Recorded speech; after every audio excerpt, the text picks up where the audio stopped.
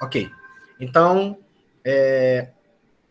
desde ontem, tá? Eu venho trazendo aqui alguns argumentos, algumas reflexões e principalmente o material que, na prática, quer dizer, semana passada foi toda uma aula voltada, né, aos dispositivos legais, a como funciona o licenciamento ambiental aqui no Amazonas, né, tanto no âmbito municipal quanto estadual. Essa semana eu mudei a chave e eu quero falar, e eu continuo a falar hoje, sobre razões para você prevenir infrações, sobre os impactos que tem você não obedecer à legislação ambiental, sobre quanto isso pode realmente impactar no seu negócio, tá? Fiscalização, tudo mais, tá? Então, eu vou dar continuidade aqui ao que eu terminei falando ontem sobre razões para prevenir, tá?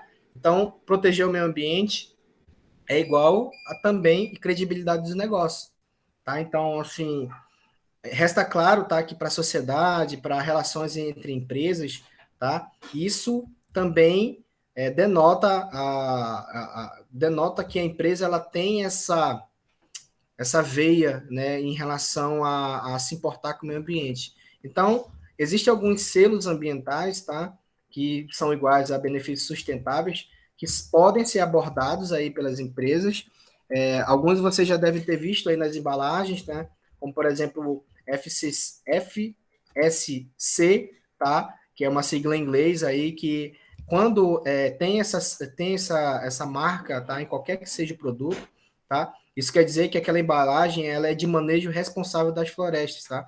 Então, não sei se vocês já ouviram falar, mas assim como existe acreditação através de ISO, assim como existe acreditação da ONA, por exemplo, que é de estabelecimento de saúde, tá? É um selo em que para você ter esse selinho lá no seu produto, você passa por um crivo, por critérios, é como se fosse também uma espécie de licenciamento, tá? Então, exemplo, se você colocar lá na internet, vai ter, né, apesar do FSC ser uma sigla em inglês e represente uma, uma certificação internacional, é claro que eles têm toda uma representação aqui no Brasil, e aí, sei lá, você quer agregar esse valor ambiental à sua marca, você coloca lá, e aí você entra em contato com eles, e eles vão dizer, beleza, para você ter nosso selo, você tem que fazer isso, isso e isso. Tá? Então, é uma contrapartida, né, que requer tanto investimento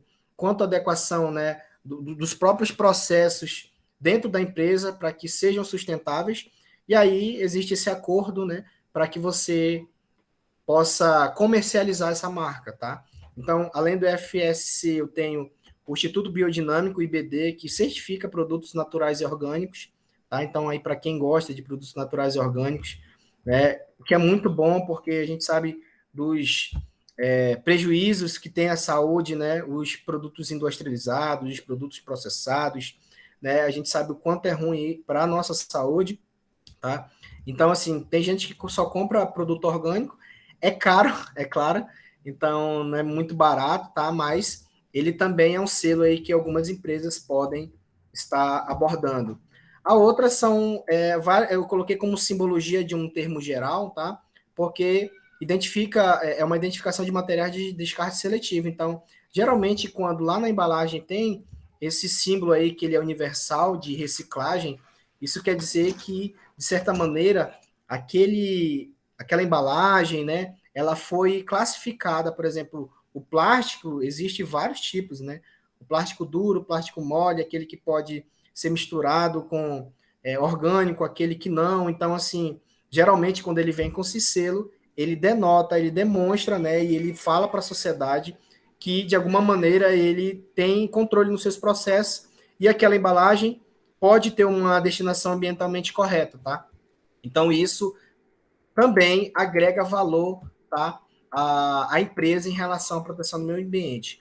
Outro item é o financiamento bancário, tá? E barra atrair investidores. Então, assim, eu estou falando assim de um nível de empresas de grande porte, onde a gente sabe que elas atuam na Bolsa de Valores, tá? Então, assim, hoje, se eu quiser me tornar um sócio, sei lá, da Coca-Cola, né, da Magazine Luiza, dessas empresas que têm né, o seu capital aberto, onde eu vou lá e faço um investimento e, é claro, eu tenho um retorno quanto a isso, né? Tem pessoas que fazem esse investimento na Bolsa de Valores de empresas que, né, como que eu posso dizer, ligam, né? Que elas se importam com o meio ambiente, então, até por uma situação de segurança no negócio, né, para que ela não seja multada, para uma série de outras vulnerabilidades que a gente até falou aqui, tá? Isso é bom para a empresa também. E, é claro, também para o financiamento bancário, tá? Não é regra ainda, é uma coisa que ainda está amadurecendo no Brasil, tá? Mas o que eu já ouvi falar e já li também que em Portugal, para você ter um financiamento bancário aí de empresas, você tem que apresentar documentos de controle ambiental, tais como o EIVE, tais como o EI, a RIMA. No Brasil, isso ainda não é uma realidade, ainda não é um critério que obrigatoriamente a empresa tem que apresentar para poder ter um tipo de crédito bancário, mas, no entanto, todavia, eu trago aqui uma notícia aqui, né, da Federação das Indústrias do Estado de São Paulo, por exemplo, né, que diz que a sustentabilidade e o risco ambiental ditam o crédito bancário. Então, isso está sendo cada vez mais levado em consideração, porque se um banco ele tem que ter a segurança de que ele vai receber, né? É claro, ele tem que ter, né, a segurança de que ele vai receber aquele dinheiro de volta. Então, é uma tendência o banco, beleza, também tentar buscar todas as vulnerabilidades que o negócio tem. Então, ela não vai emprestar dinheiro para uma empresa que, por exemplo, grande aí, que vai, sei lá, explorar minério, tá, na Amazônia, ou então em algum lugar do Brasil, sabendo que existe uma vulnerabilidade ali presente em que ela corre risco de ser multada, e a gente sabe que multa nessa escala, tá, de exploração, ela é milionária, tá? Então, é uma tendência, tá? Isso vai ficar cada vez mais presente, mas ainda não é uma realidade. Eu lembro muito bem que eu comecei a fazer engenharia ambiental em 2012, tá? E os meus professores, que são da década de 80 e 90, já falavam que a engenharia ambiental era a engenharia do futuro, né? 2012 se falava que é a engenharia do futuro. Eu acho que esse futuro está chegando cada vez mais por conta, né, de toda a aclamação que existe mundialmente falando e da sociedade como um todo, tá? De realmente existir, tá? Controles do meio ambiente, tá? Isso está ficando cada vez mais acentuado aí. E aí, os mecanismos, tá? E eu estou falando aqui do crédito bancário, da atrair investidores, tá? Tende a realmente se importar com isso. E a gente já viu na aula da semana passada que isso se reflete, isso se materializa através de dispositivos legais, tá? Outro, impactos na bolsa de valores, tá? É uma outra razão também aí para você prevenir infrações ambientais. E aí eu trago aqui só uma perda de 70 bilhões de reais que a Vale teve, né, após a tragédia de Brumadinho. Muito ela já recuperou, tá? Muito em função também da resposta rápida que ela teve em relação, se você pesquisar, né, toda a linha cronológica desde o acidente de Brumadinho, passando por toda a parte de indenização, a parte de compensação ambiental, é claro, não vai acontecer tão rápido, porque o nível do que aconteceu lá vai levar 100, 200 anos para que aquilo, né, estimativas só, tá? Ninguém vai estar aqui daqui a 100, 200 anos para ver. Mas o rastro de impacto foi tão grande, tá? Mas, assim, tanto é que, né, no dia lá, em poucos dias depois aí que aconteceu isso, a Vale perdeu um valor de mercado de 70 bilhões, tá? Então, mais uma vez, falando sobre bolsa de valores, falando sobre um dinheiro que é aplicado por investidores, eles se importam e eles veem toda essa mudança, né, que pode existir. Então, aí mais um motivo, tá? E aí, vocês lembram que eu falei ontem que a política ambiental estatal, ou seja, tanto o próprio estadual quanto o municipal, ele também pode ser igualmente punido, tá? É só mesmo para elucidar aí, que eu tinha prometido trazer informações para vocês aqui, tá? Existem inúmeros casos aí que a gente pode estar pesquisando, mas, por exemplo, ó, em 2018, não faz tanto tempo, né, a Prefeitura de Manaus ela foi multada, né, em 6 milhões de reais por obra em área do IBAMA.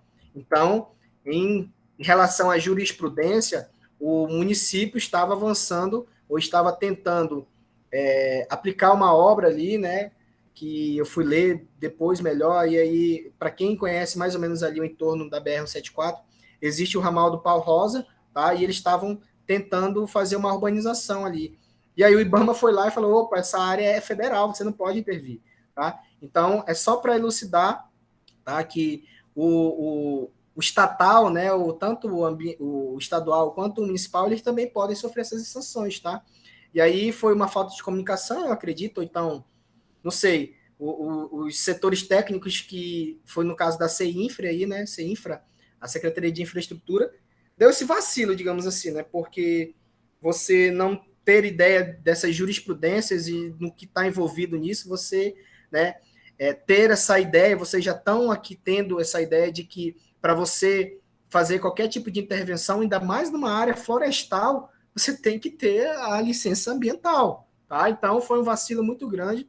Eu só estou trazendo a notícia para vocês aqui, mas eu não me desdobrei, eu não corri atrás assim para saber em relação a se houve mesmo aplicação ou se foi recolhida essa taxa, ou se houve o município recorreu, enfim. Mas é só para elucidar, tá? Que até o próprio órgão fiscalizador, então o próprio município, né? Nesse caso não foi o órgão fiscalizador ambiental, foi a CEINFRA, tá? Ela foi também igualmente punida como qualquer outra empresa, tá? Só para trazer aí realmente essa situação.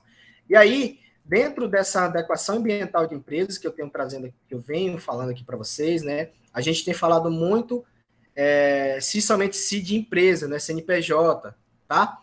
E aí eu trago algumas informações aqui de responsabilização pessoal, né? De gestores, dirigentes, sócios e conselheiros, tá?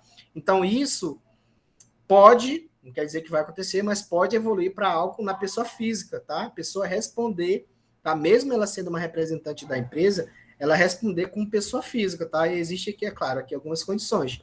Eu trago isso à tona, pessoal, porque não sei, pode ser que aconteça, vocês sejam responsáveis, aí a gente sabe que algumas empresas fazem essa otimização, né? Então, sei lá, já vi gerente, já vi supervisor, que ele tem várias áreas dentro do seu rol de competência, né? Do seu rol de gerência. Desculpa. Então, isso quer dizer que, sei lá, vai que lá na frente você fique responsável também por um setor de gestão ambiental. Sei lá, caia no colo de vocês. É claro, você vai ter que somente supervisionar, talvez você esteja uma equipe à disposição, ou então um setor à disposição, vocês vão ter que gerenciar isso.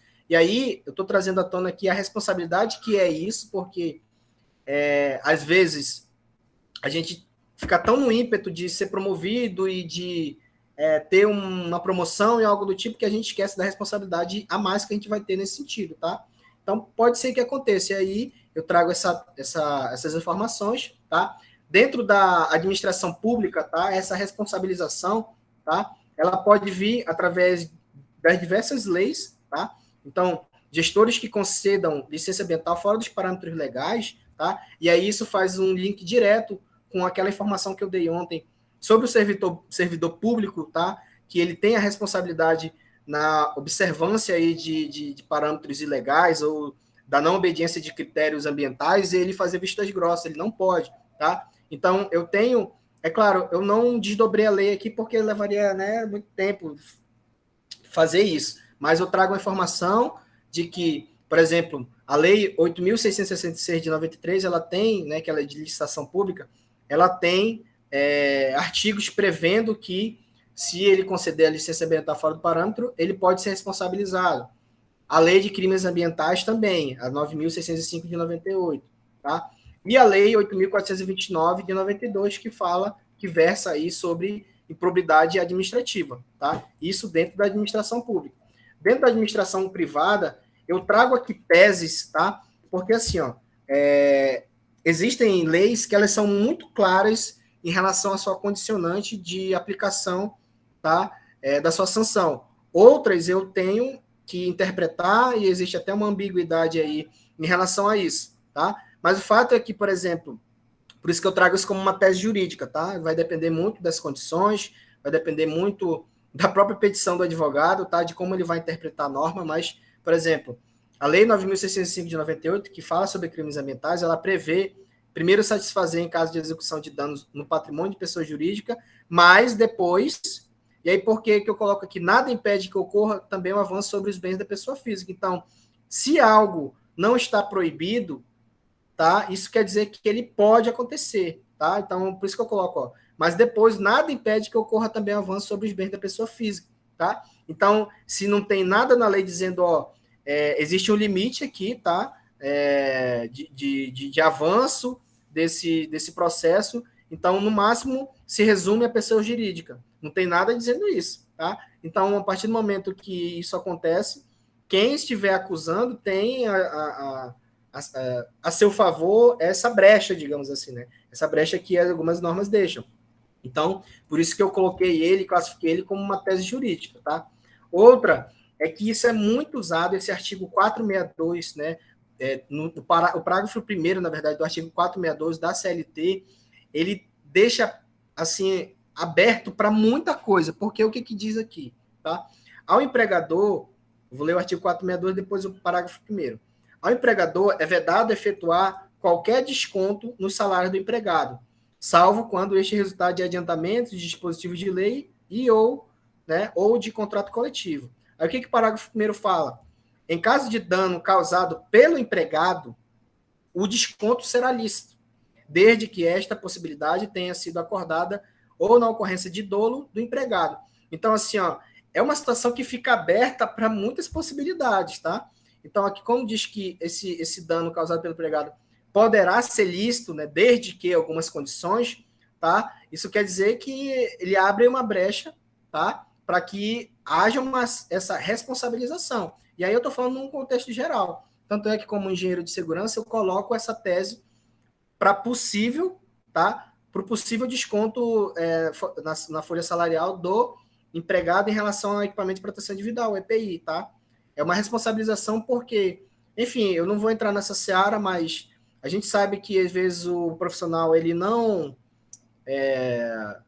tá nem aí, assim, digo, a gente faz treinamento, a gente entrega o EPI, e aí a gente vê jogado pela empresa, enfim, não sei se vocês já passaram por essa situação, tá? E aí no termo de EPI que eu aplico, eu coloco esse artigo porque aí tá dizendo que pode acontecer esse desconto, tá?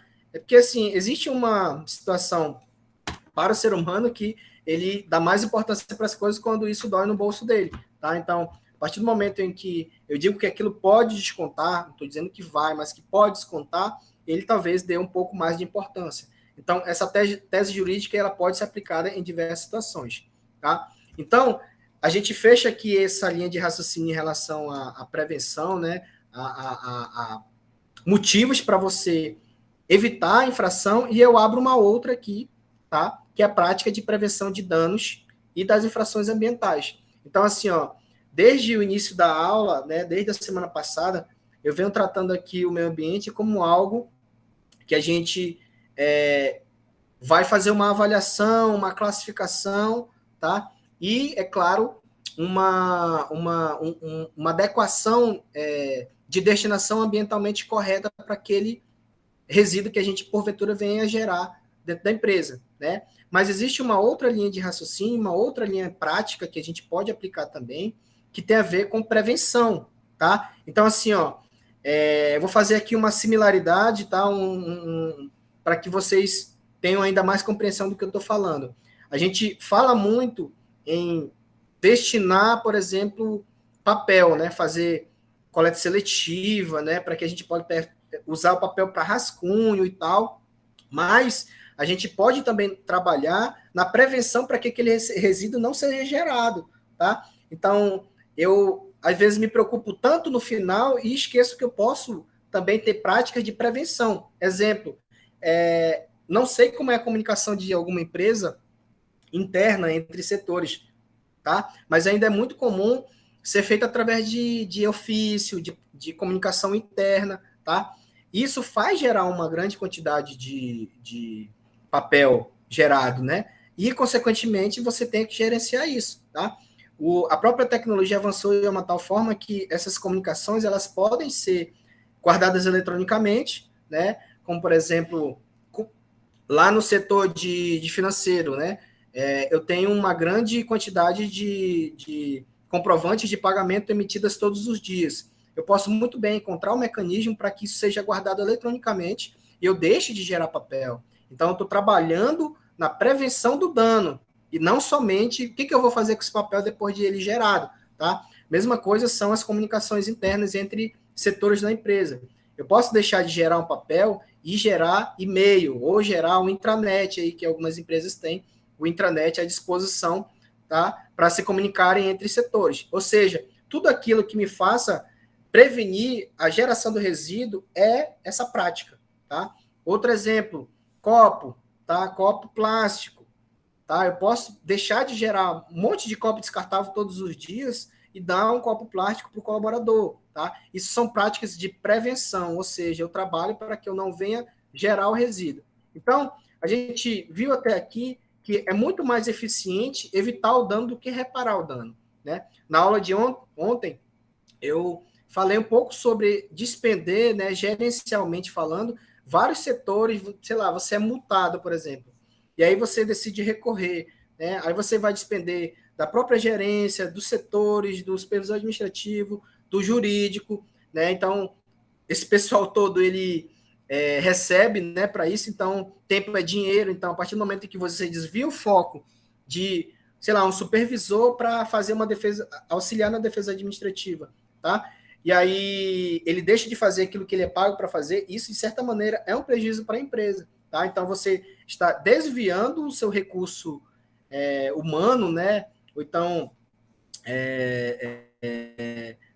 pessoas que são pagas para fazer um outro fim, tá? Para reparar o dano. Então, falando aí de eficiência, evitar o dano é muito mais, tá? Muito melhor, tem um valor muito maior do que reparar o dano, tá? E aí, dentro dessas práticas de prevenção de danos, tá? Eu trago aqui, né, isso para mim é igual à externalidade negativa, tá? Então, assim, tudo que eu tenho a capacidade de externar negativamente, não só o meio ambiente, mas, né, a sociedade, né, a circunvizinhança e tudo mais, isso é uma externalidade. E aí, Rivas, 2014, ele dá um conceito bom disso, tá? Que são as falhas de mercado nos quais efeitos de determinada atividade atingem terceiros, né, que são os externos, nela não envolvidos, ou dados ou falhas podem ser os dados ou falhas, perdão, podem ser positivos ou negativos, tá? Então, você já deve ter ouvido falar aí muito sobre externalidade, tá?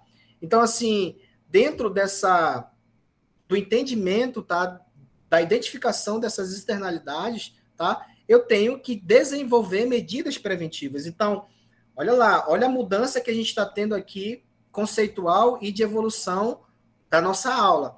Eu tenho falado muito sobre como gerenciar o resíduo já gerado, tá? Então, é uma linha de trabalho que vai dar trabalho, tá? Mas, ao mesmo tempo, eu tenho que trabalhar com medidas preventivas, ou seja, reduzir o impacto, tá? Ou seja, eu tenho uma máquina que gera, sei lá, uma poluição de tipo sonoro, por exemplo, né? Ou então ela gera aí, gasta bastante água, né? Dentro do seu processo. Estou só cogitando aqui, tá? Então, o tempo todo nesse processo de melhoria, tá?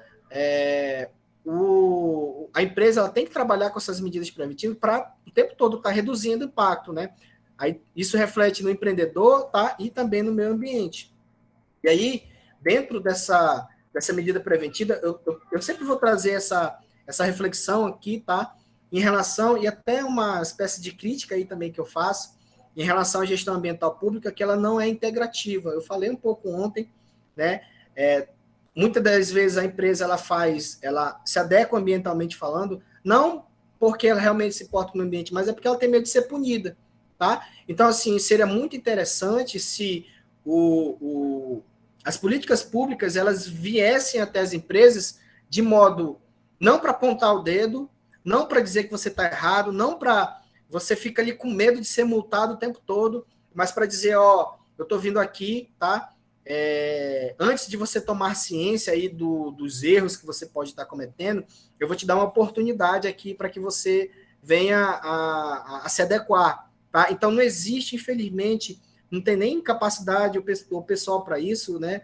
O baixo efetivo que tem os órgãos de fiscalização em todos os âmbitos no Brasil, a gente sabe, né, que não condiz com quantidade de empresa que a gente tem, tá? E eu posso falar aqui que eu ouvi, né, de uma delegada regional do trabalho, do Ministério do Trabalho, falou, Alex, nós não temos capacidade de fiscalizar todas as empresas. E mesmo que a gente tivesse capacidade de fiscalizar todas as empresas, nós, se formos aplicar, né, o que tem na lei, as empresas vão fechar. Então, a gente trabalha sempre com essa flexibilização, tá? Mas é uma pena realmente que, muitas das vezes, quando há uma fiscalização da empresa, não tenha, tá?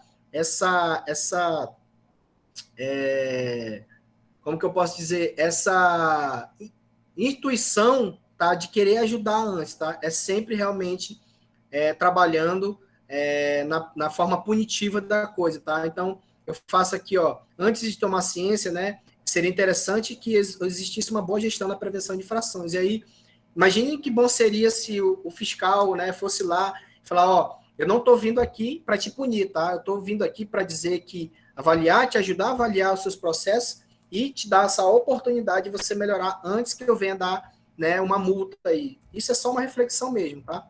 Então, dentro aí dessas práticas de prevenção, tá?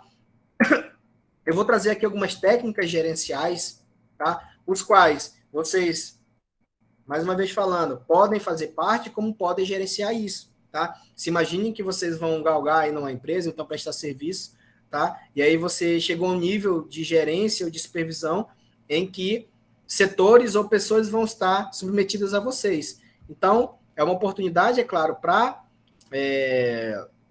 aplicar, tá? A proteção do meio ambiente, é que a gente está falando aqui nessas 2 semanas, e eu vou dar aqui algumas técnicas gerenciais. Primeiro, fazendo uma divisão, né, entre gestão e administração, tá? Uma coisa é gestão ambiental, outra é administração ambiental. Existe aí uma diferença, tá? Que eu sintetizo aqui, vocês podem pesquisar melhor depois, tá? A gestão, eu trato de gerenciar pessoas, processos ou recursos. A minha administração é como eu vou fazer isso, né? Através do planejar, do organizar e do controlar, tá? Então, são situações diferentes, tá? Uma você vai trabalhar muito com o planejamento como um todo, né? Que seria a administração, né? Qual é o seu objetivo fim, e a outra é eu ter essa capacidade aí de gerenciar pessoas, processos e recursos, tá? Porque nem tudo, vocês sabem muito bem disso, nem tudo que a gente planeja, organiza, tá? Vai sair daquela maneira linda e maravilhosa que está escrito no papel. Por isso que eu tenho que ter esse jogo de cintura, por isso que eu tenho que ter essa minha capacidade de gerenciar, tá? Aí entra a gestão. Então, são 2 fases distintas que você tem que elaborar, de certa maneira. Ou pelo menos ter consciência para caso você faça parte de um processo, tá? A minha administração ambiental, eu vou planejar, organizar e controlar, ou mais ou menos também dizer qual é o meu objetivo, tá? O objetivo é ter multa zero no ano, tá? No ano de 2021, a empresa ela não pode ser multada ambientalmente, tá? Ou então ser notificada. Para isso acontecer, o que, que eu tenho que fazer? Tá? Aí eu vou planejar isso, tá? Ou seja, exemplo, eu tenho uma estação de tratamento, tá? Para que eu não seja penalizado em relação à estação de tratamento, eu tenho que ter uma manutenção preventiva e corretiva, eu tenho que ter um responsável legal por ela, eu tenho que fazer as avaliações laboratoriais, tá? Então, assim, você acaba agregando e planejando, né, valor a todos os seus processos, certo? E aí, nesse sentido, eu digo, né, e sempre falo que gerir, né, ou administrar é uma arte, tá? E aí, esse entendimento, ele tem que estar muito bem enfatizado, muito bem absorvido pelos profissionais, tá? Porque, assim, você chegar a um objetivo fim, não sei qual é, você tem que pular etapas, né? Você tem que dizer, né? Descrever muito bem quais são as etapas e ir pulando de uma a uma, fazendo uma projeção progressiva, tá? O que eu quero dizer com isso? Nesse sentido aí, nessa pirâmide aí que eu trago para vocês. Não sei em qual item aí da pirâmide vocês vão estar inseridos. Vocês podem ser o nível operacional, ou seja, você pode ser um analista, você pode ser um assistente ou um auxiliar. Então, você vai ter muito uma característica de aguardar o comando, tá? O que eu tenho que fazer? Você é apenas operacional, tá? Mas também vocês podem ser do nível tático, ou seja, você pode ser um gerente, um coordenador, um encarregado. Então, você vai ter pessoas submetidas a você que vão esperar esse comando. E aí vocês vão ter que ter essa capacidade de administrar. Ou até um nível estratégico, tá? Que são os presidentes, sócios, diretores, onde eu vou passar para o meu nível tático onde eu quero chegar, tá? Então, assim, uma coisa depende da outra, uma coisa não se mistura com a outra, tá? Ou se misturar, o mesmo analista que está lá no nível de tático da coisa, ele não vai chegar não vai obter suas metas de maneira tão rápida, talvez, porque ele é o cara que está chutando o escanteio e está correndo para cabecear. Então, o nível que a gente deseja almejar, e é o que vocês estão estudando aqui nessa pós-graduação para que vocês alcancem, é chegar no nível, é claro, isso não quer dizer que você não possa começar de baixo ali no nível operacional, sendo analista, por exemplo, tá? Mas se você tiver essa consciência, tá? Essa capacidade de administrar, muito provavelmente você vai ter uma oportunidade, essa oportunidade vai chegar e você vai estar preparado para ela, tá? Então, assim, enfim, não sei de que maneira, mas, sei lá, abrir uma vaga de gerente lá, e aí você está ali no nível operacional, você já demonstrou, tá? Porque uma coisa também que eu sempre falo é que tudo que a gente faz na empresa ou como prestador de serviço deixa rastro, né? É como se fosse ali você andando na areia, não tem como você andar na areia e não deixar uma pegada, tá?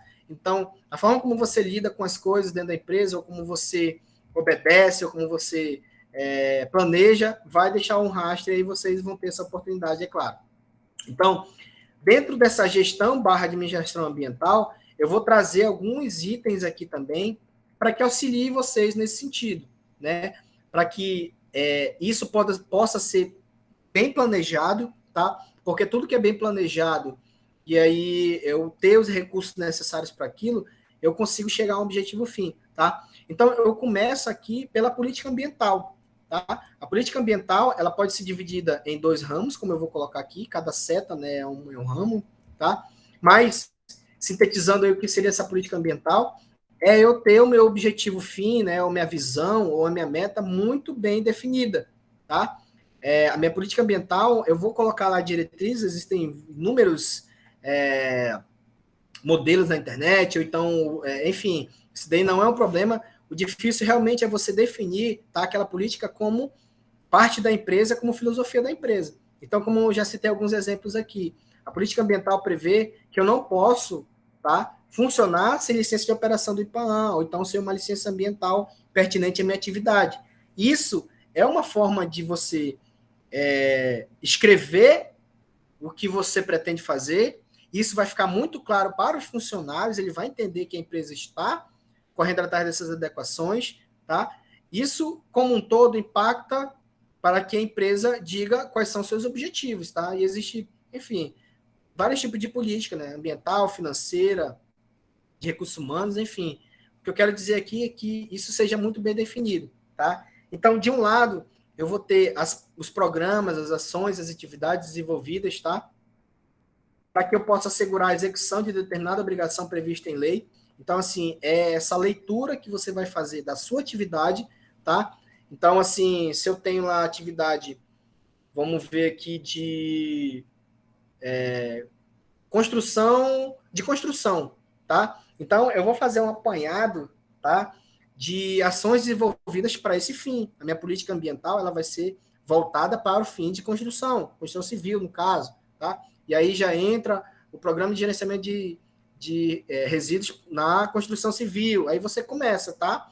Fazendo toda essa administração. Então, a minha política, ela vai me dar essa segurança para que eu possa executar esses programas, tá?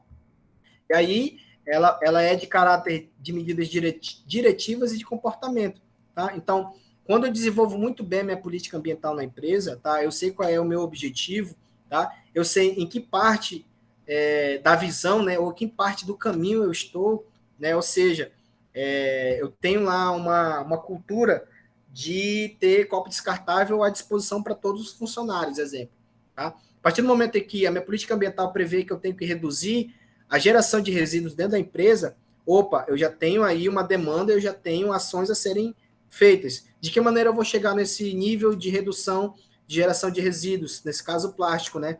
Eu vou, exemplo, dar um copo para cada funcionário.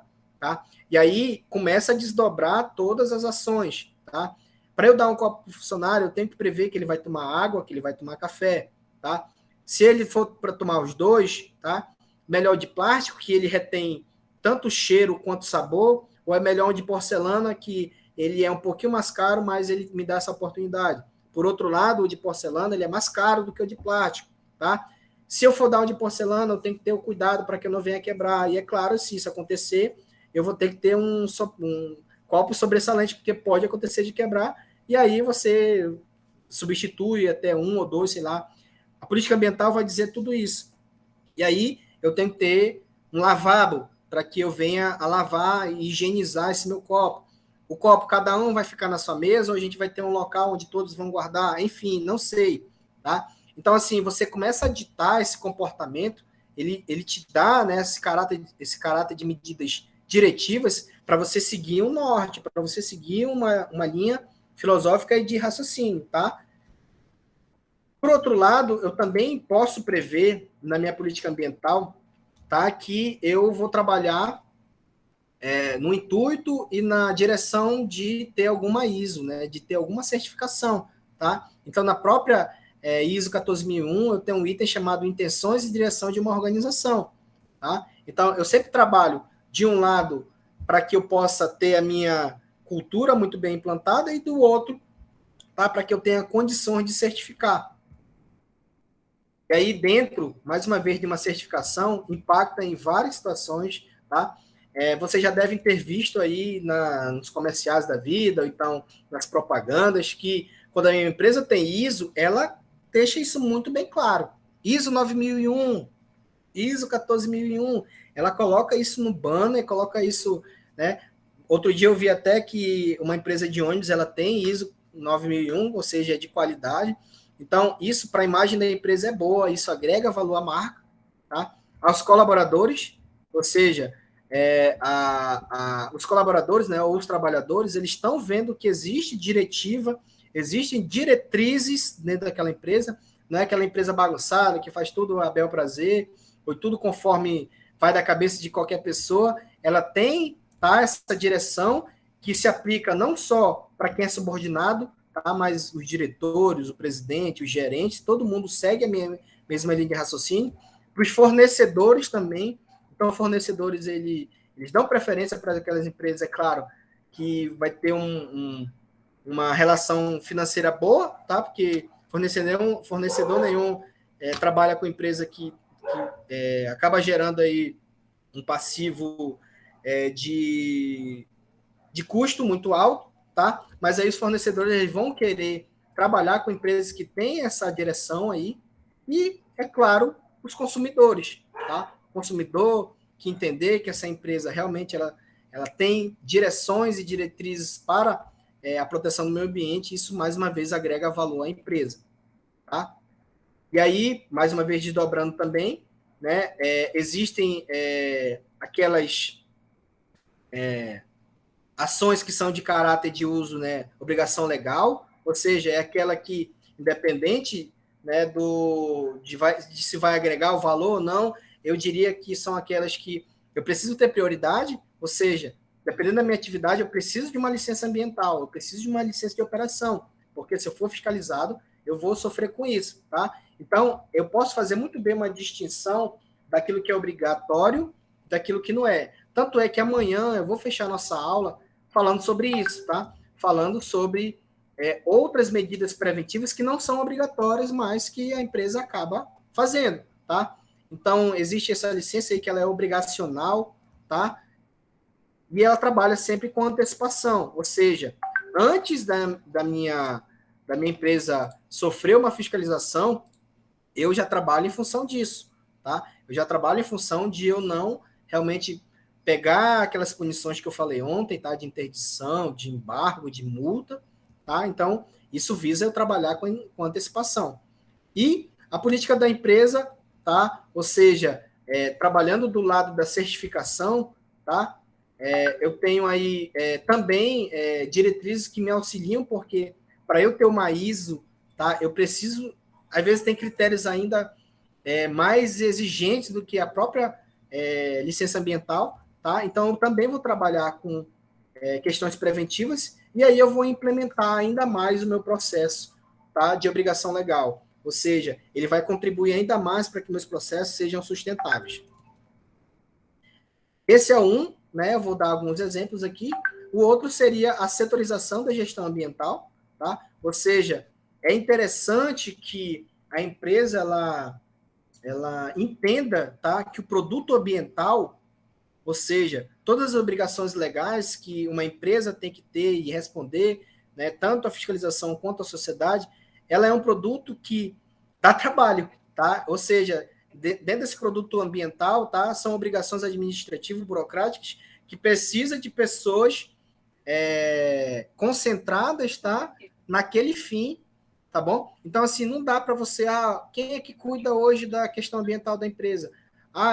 Parte é o RH, é o SESMIT, tá? Então, é interessante que essa setorização exista, quer seja ela própria ou quer seja ela terceirizada. Eu posso falar isso com propriedade, porque eu trabalho com isso. Muito desse produto ambiental, ele acaba acontecendo por terceirização, tá? Então, assim, tá sendo muito comum hoje em dia, tá? Que as empresas, elas contratem uma terceirizada, uma empresa especialista em licença ambiental para ela entregar aquele fim para ela, tá? Então, enfim, é uma possibilidade aí que pode acontecer, né? Porque é muito mais barato você pagar para um determinado serviço objetivamente e especificamente do que tem um setor para isso. Mas isso não quer dizer também que a empresa não pode setorizar isso internamente, tá? Várias empresas querem e fazem isso porque também não sei que se pode sair também até mais caro terceirizando isso, porque se toda vez que para fazer um produto você vai pagar e terceirizar, isso pode no final sair muito caro se a tua demanda ambiental, tá, for alta. Então, empresas de média para alta complexidade, ela o tempo todo vão estar gerando ali produtos, vão estar gerando automaticamente um nível de controle ambiental, que se você for pagar por fora o tempo todo, e aí as empresas cobram por produto, né, por serviço, vai sair muito mais caro.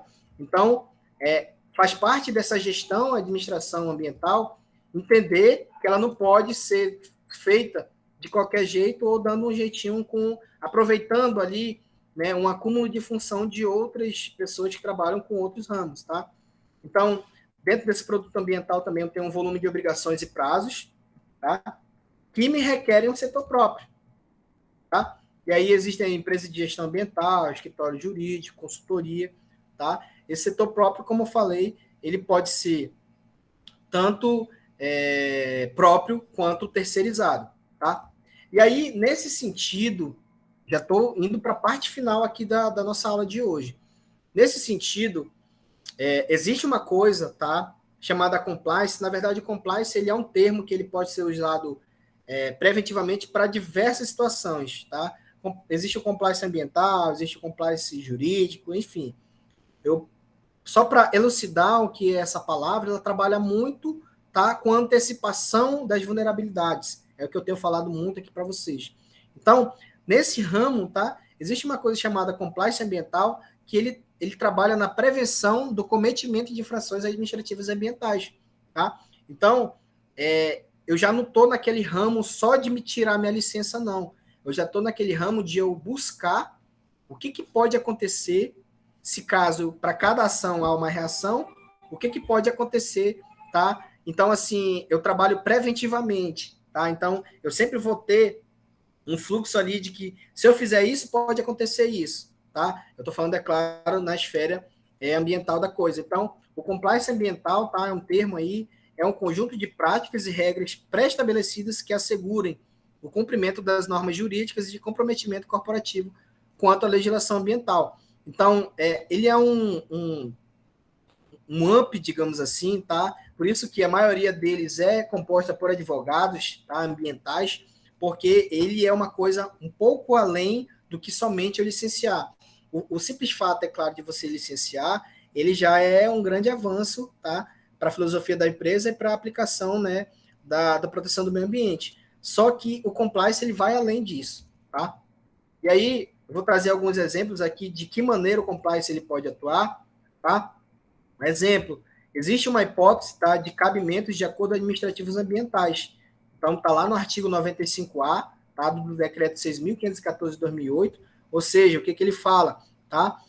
Existe a oportunidade, tá? Eu vou colocar aqui, ó, o artigo 95A.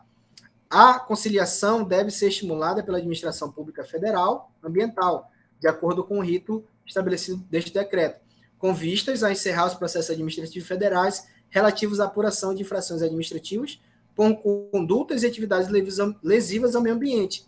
Então, essa é uma informação muito restrita de que as empresas elas podem, tá, sugerir, e a gente viu lá acho que na terceira aula, tá, é muito marcante a VEMACA, né, que é a Vara Especial de Meio Ambiente e Questões Agrárias, ela é muito marcante por dar essa oportunidade, tá, de compensação, ou seja, de conciliação da empresa, ao invés de ela bruto pagar 5, 10, 15, 20 mil reais de multa. Tá? Ela dá oportunidade para que a empresa ela possa fazer essa conciliação. Então, você faz uma meia-culpa, a empresa faz, realmente eu errei, tá? E eu quero poder compensar, tá, esse prejuízo ao meio ambiente dessa maneira X. Tá? Aí você faz toda uma proposta. Então, o que esse artigo pede? Que a conciliação ela deve ser estimulada pela administração pública federal ambiental. Tá? Então, se vocês apresentarem uma situação como essa, pode muito bem ser acatada, conforme os termos do artigo 95A, tá? Levando em consideração a multa aplicada, sugere-se que ela seja, eu estou jogando aqui a grosso modo, né? Sugere-se que ela seja compensada de tal maneira, tá? Isso é bom para algumas empresas porque pode ser que ela até diminua os seus custos, tá? Então, imagina que uma empresa ela foi multada em pagar 10 mil reais para o IPAAM, por exemplo, certo? E aí, ao invés desses 10 mil, ela diz que ela vai compensar alguma praça, alguma coisa assim, onde, por exemplo, ela tem um setor de manutenção, ou seja, ela tem um pedreiro à disposição, ela tem, sei lá, pessoas que já trabalham com isso, e aí ela vai solicitar que ela faça uma restauração de, sei lá, uma praça, por exemplo. E aí vai sair mais barato para ela, porque o valor, né, dessas pessoas que vão executar essa obra, digamos assim, essa compensação, já está embutido no salário delas. Então, elas teriam apenas que gastar com material, né? E esse material pode ser menor do que 10 mil reais. Eu só estou divagando aqui uma hipótese, tá? Que ela pode ser compensada de alguma maneira, tá? Então, assim, eu estou trazendo já uma informação a mais, que nem todo mundo tem acesso a essa informação, que vem através do compliance ambiental, tá? Outra situação também, a conversão de multa em serviços ambientais para recuperar o dano ambiental. Então, eu tenho duas hipóteses aí, tá? Primeiro, eu vou aqui no artigo, no item 5º, né? O valor da multa que trata o inciso 4 não poderá ser superior ao valor. Não, deixa eu ver aqui.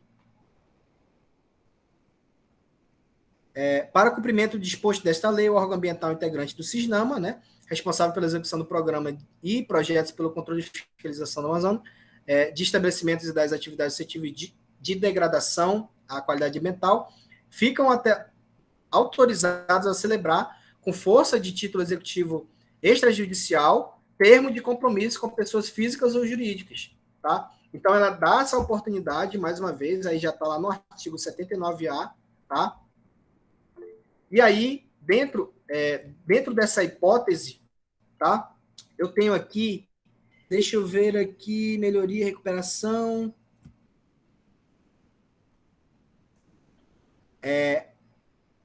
A multa simples pode ser, aqui, ó, achei, o parágrafo 4º, tá? A multa simples pode ser convertida em serviços de preservação, melhoria e recuperação da qualidade do meio ambiente, tá? É uma outra hipótese, mais uma vez, que casa com isso que eu estou falando aqui, tá? De que isso pode acontecer. A Juliane levanta a mão. Pode falar, Juliane. E, professor, uma dúvida. Pode ocorrer o caso de, assim, eles não aceitarem somente, como você deu exemplo, né, reformar a praça. Eles não aceitaram só de fazerem isso, mas reduzir, vamos dizer assim, a pena para 5 mil e além da multa, né, de 5 mil, eles também terem que reformar a praça. Pode existir esse caso também? Eu acho assim que é uma proposta, porque, enfim, não faria sentido se você fizesse um levantamento, por exemplo, né, do quanto você vai gastar com isso, porque senão eu volto à minha proposta inicial, tá? Para que eu pague só aquele valor mesmo bruto, tá? A oportunidade é que através do compliance ambiental, que fica aberto, tá? Não é uma coisa que é muito divulgada, porque, como eu falei, alguns setores eles dependem da multa, né, para subsistir de alguma maneira, operacionalmente falando, tá? Mas é uma informação que eu trago aqui. E aí, eu confesso que, Juliane, que não faria sentido a gente propor uma medida e aí eles disserem, não, então tu faz essa compensação e paga mais a multa. Eu acho que não faria sentido, tá? Mas pode acontecer também, não sei, depende muito do caso, tá? Mas a ideia dessa compensação, e usando todos esses termos aí previstos em lei, tá? De que ela pode ser convertida, ou seja, a partir do momento em que ela é convertida, essa palavra ela é muito chave em relação a isso, eu já tiro da esfera do monetário, né? É claro, eu vou ter um custo ali associado, tá? Mas ele pode ser muito menor, tá? Quando ele fala convertido, eu abro um leque de oportunidades. Eu posso ter a revitalização de uma praça, como eu posso ter, sei lá, uma palestra de conscientização, né? Enfim, eu posso converter isso. Aí, é claro, vai depender muito de como a empresa vai apresentar esse projeto para o órgão fiscalizador dentro desses termos legais, tá? Então ele vai lá, voltando aqui, ele vai lá no decreto 6.514 de 2008, aí ele faz toda essa parte de avaliação, né? Quais são os termos do 95A, quais são os termos do 79A, né? Isso abre precedente. Aqui eu gosto muito desse 79A em relação ao parágrafo 4º aqui, né? Que fala sobre a multa pode ser convertida, tá? Em serviço de preservação. Então, essa conversão e esse serviço, ele não é taxativo, ou seja, não diz que vai ser assim, assim, assado. Isso vai depender muito da própria criatividade, tá, da empresa eu não diria que é driblar, não, tá? Mas é uma forma de ela ter um impacto menor, tá? Tem empresa que R$ 10.000 não é nada, em questão de multa, né, e outra coisa. Mas com certeza tem empresa pequena aí, pequena e média, que R$ 10.000 faz uma diferença enorme, tá? E aí não tem como ela fugir. Se ela sofreu uma sanção administrativa, ela vai ter que ter uma habilidade para lidar com aquilo. Ou ela vai pagar esses R$ 10.000, eu estou usando como exemplo aqui, ou ela vai encontrar alguma forma de converter esse serviço, tá? Para a comunidade, né? Aqui fala melhoria e recuperação da qualidade do meio ambiente, tá? Então vai depender muito. E aí, para quem pede, tá? Não tem muito limite, não. O cara pode pedir, se vai ser acatado é uma outra situação. Mas os dois, tanto a conversão, tá? Para melhoria e recuperação da qualidade e o pagamento da multa, eu acho que não, tá? Até porque é previsto, tá? Quando você. É até bom você tocar nesse assunto, Juliane, porque é previsto em lei, em muitos dos órgãos, tá, de fiscalização, que a partir do momento em que você reconhece a multa, em alguns casos já é dado 50% de desconto, ou 30% de desconto, né? O IPAM já vi casos em que tem lá muito bem claro, tá? Se você reconhecer a multa, você tem 10% de desconto já de cara, entendeu? Então, assim, é um processo, tá, jurídico em que você não vai ficar recorrendo, aí você vai apresentar a justificativa, e o jurídico do IPAM vai ter que analisar e tal. Então, assim, eles valorizam a empresa que diz realmente eu errei e eu vou aqui reparar esse dano, certo? Obrigada, professor. Nada. Então, assim, ó, a aula de hoje foi essa, tá? Uma horinha de aula aí para falar sobre esses termos, tá bom? Então, assim, hoje eu falei muito aí sobre essa questão, continuei a falar sobre a questão do por que prevenir, né? E finalizei aqui nessas dicas de gestão barra administração ambiental e finalizei aqui com compliance. Amanhã eu vou finalizar a nossa aula, tá? Vou dar dicas aí, muito mais outras dicas. E é claro, também, não menos importante, eu vou passar o trabalho final para vocês entregarem aí para poder obter a nota. Alguém queira comentar? Ou tá tudo ok, professor? Pode falar, Cristian. Boa noite, Pode falar. Pois não. Desculpa aí porque eu não tive a oportunidade de ouvir direito, né, a questão do como é que vai ser esse trabalho aí. A gente vai fazer um artigo relacionado a tudo que você passou? Não, não. Vocês estão bem ansiosos, né? O que eu falei? Por isso que às vezes é melhor a gente deixar para. Mas é porque eu também falo às vezes o que eu estou programando. O que acontece? Eu vou. Hoje, o que tem de atividade, tá? É a redação. Ponto. Tá? Fora a redação, eu disse que, diferentemente se a gente tivesse em sala de aula, eu ia passar vários mini exercícios, mas a interação aqui pelo computador é muito complicada, tá? Então, as aulas estão sendo para vocês entenderem muita coisa. Aprender é uma outra. Lá na minha primeira aula eu falei sobre isso, tá? Então, assim, eu vou passar um trabalho final com enunciado. Eu vou pedir de vocês, façam isso, isso e isso, tá? Então, realmente, teve um colega que, professor, eu tenho que fazer um resumo das aulas. Eu falei, não, eu ainda não passei o trabalho final. Então, amanhã eu vou passar esse trabalho com prazo para vocês. E aí, vocês. Por que eu falei que ele vai ser um apanhado de todas as aulas? Porque hoje nós estamos na quinta aula. Eu posso pedir uma coisa que eu dei lá na primeira. Aí vocês vão ter que voltar nos trabalhos. Eu já passei os slides para vocês, né, das 3 primeiras aulas. Se eu não passei de ontem e de hoje, eu posso passar para a Rita. Ela está ausente hoje por questões pessoais, mas eu posso passar para vocês posterior todas as aulas. E, é claro, todas as aulas estão sendo gravadas. Então, assim, por isso que ao longo, eu venho falando isso desde a primeira aula, o interessante é que vocês viessem anotando, né, tudo para que vocês entendessem, porque no final vai ter esse trabalho final e vocês só vão montar ele conforme o que eu pedi, tá bom? Beleza, obrigado. Nada. Pode falar, Joiciane. Professor, seu número está no grupo? Oi? O seu número está no grupo? Eu creio que não. Eu falei com a Adriana da coordenação, acho que eu não entrei nesse grupo aí de vocês, não. Mas você quer meu número aí? Você quer. Quero sim, professor, eu queria conversar com o senhor no TV. Eu vou colocar aqui no chat agora o meu número, tá? Você pode anotar aí, depois a gente pode falar. Tá bom, obrigada. Nada. Mais alguma dúvida, pessoal?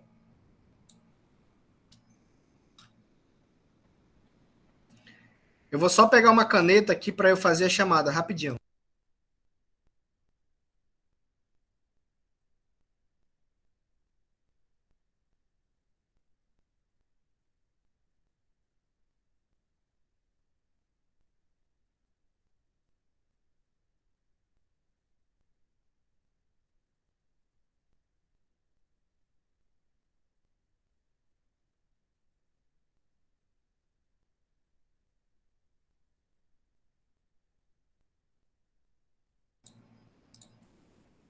Pessoal, vamos lá. Eu vou fazer aqui a chamada.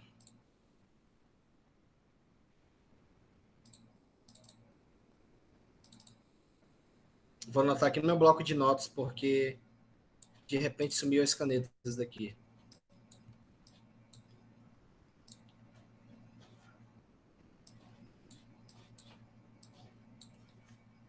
Vamos lá. Alexandra. Presente. Christian. Presente, né? Presente.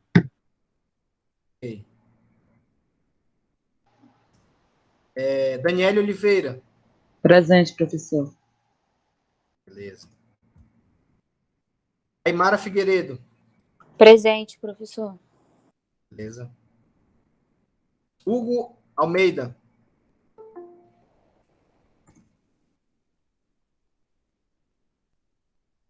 Hugo Almeida, não. Acho Beleza. que ele colocou, professor. Eu sempre esqueço dessa informação, me perdoem, tá? Muito aluno. Né? Joiciane Costa. Presente. Beleza. Juliane primeiro. Presente. Okay. Agora sim, Jucivane. Presente, professor. Beleza. Luan de Araújo, o Luan nunca apareceu. Vamos lá. Lucas Santos. Acho que o Lucas também nunca apareceu. Mário William. Presente, professor. Beleza. Tinha falado comigo, né, Mário? Mas beleza, você conseguiu aparecer aí no finalzinho. Vamos lá. Neliane Silva. Acho que a Neliane também não apareceu nenhuma aula. Patrícia de Souza. Presente. Ótimo. Reinaldo da Cruz. Presente. Beleza. Rita de Cássia. A Rita de Cássia, é claro, ela falou comigo, não ia poder hoje. Justificado. Ronaldo Tenório. O Ronaldo não está aparecendo também. E por último, mas não menos importante, Sanja Natasha. Presente. Maravilha. A Lígia. Então, hoje... E a Lígia, é claro.